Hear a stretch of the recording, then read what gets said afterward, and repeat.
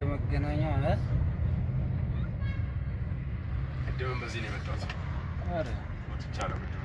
ኦኬ ይሄ ሰፈር እኮ የመጨረሻ አንተ ክራውድድ ነው አይገልጹም እኮ ክራውድድ።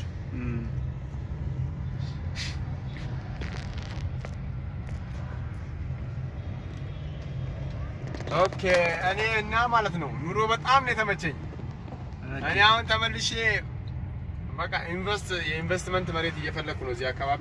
ኦኬ ለኢንቨስትመንት የሚሆን ቦታ እየፈለኩ ነው እና ኢንቨስት ላደርግ ነው በቃ ባለኝ ያለኝን ገንዘብ እንዳለ።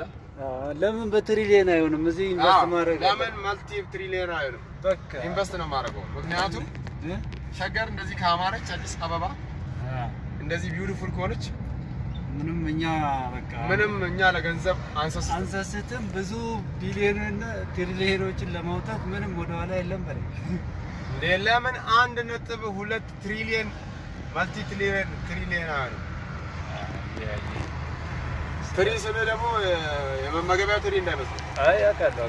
ትሪ እንኳን ያው ሱፐር ትሪ ስለ ዛፍ እንዳይመስል የተተከሉትን ዛፍ አይደለም። እኔ ነግሬሃለሁ። ትሪሊየን ለምን አይሆንም? I investigate. ስለዚህ this high on fire.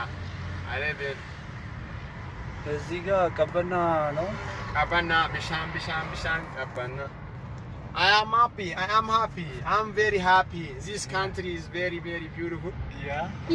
I think this is Las Vegas. That's